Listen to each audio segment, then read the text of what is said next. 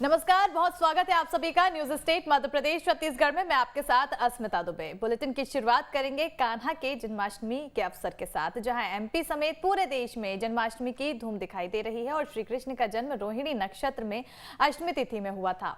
ऐसे में इस साल अष्टमी तिथि आज यानी 19 अगस्त को पड़ रही है और जिसके कारण जन्माष्टमी आज मनाई जा रही है। जन्माष्टमी के दिन रात के 12 बजे श्री कृष्ण का जन्म हुआ था और इस दिन डंठल और हल्की सी पत्तियों वाले खीरे का कान्हा की पूजा में उपयोग करें। रात में 12 बजते ही खीरे के डंठल को किसी सिक्के से काटकर कान्हा का जन्म कराएं और इसके बाद शंख बजाकर बाल गोपाल के आने की खुशियां मनाएं और फिर विधिवत बांके बिहारी की पूजा करें।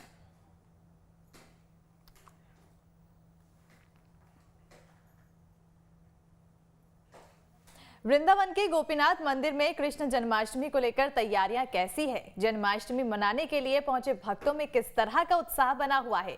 देखिए इस खास रिपोर्ट में।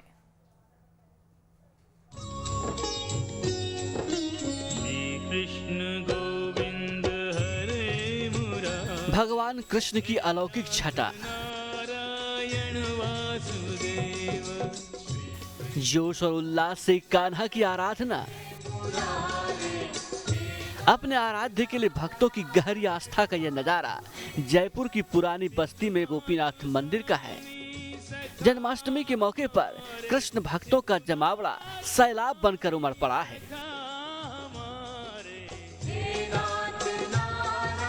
दर्शन करने आते हैं, गोविंद देव जी के जाते हैं, फिर गोपीनाथ जी के जाते हैं।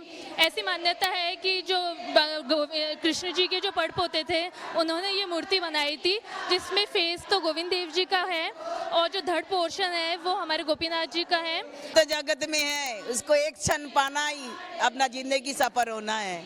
उसके लिए जितना बोलो उतना कमी है। जय जय श्री राधे गोविंद, राधे गोविंद, राधे गोविंद। जाके के दर्शन करते हैं, भजन करते हैं, सत्संग में बहुत आनंद मिलता है। इससे हमारे मन को पूरी शांति मिलती है।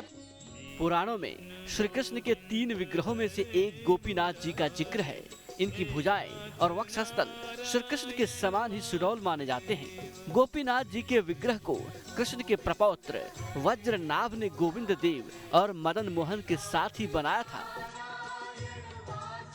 ठाकुर जी जो परपोते थे वज्रनाभ जी, उन्होंने 3 मूर्ति बनाई थी एक ही चट्टान से। तो पहली मूर्ति जो बनी थी वो थी मदन मोहन जी जो करौली में है।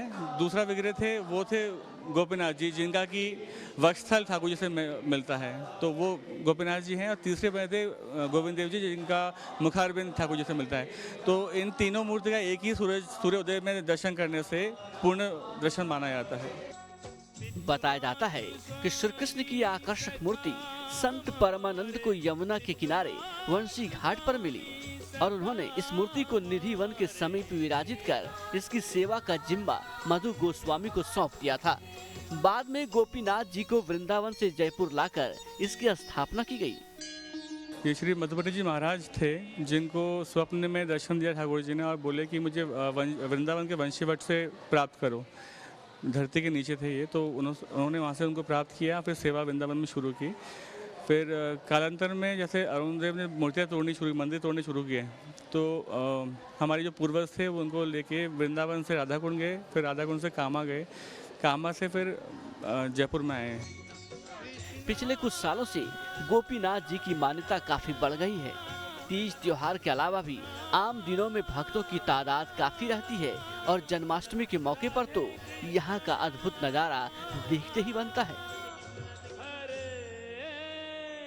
आस्था का यह केंद्र उन्हीं विग्रहों में शुमार है जो वृंदावन से लाए गए थे। ऐसी गहरी मान्यता जनमानस में आज भी है कि गोविंद देव जी, गोपीनाथ जी और करौली में मदन मोहन जी के दर्शन अगर एक ही दिन में कोई भक्त करता है तो उसकी मनोकामना पूर्ण होती है। जन्माष्टमी के दिन यह भक्तों का सैलाब उमड़ता है। पहले भक्त गोविंद देव जी के दर्शन करते हैं और इसके बाद गोपीनाथ जी के यहाँ अपना शीश नवाने आते हैं। वीडियो जर्नलिस्ट महेश शर्मा के साथ लाल सिंह फौजदार, न्यूज नेशन, गोपीनाथ मंदिर, जयपुर।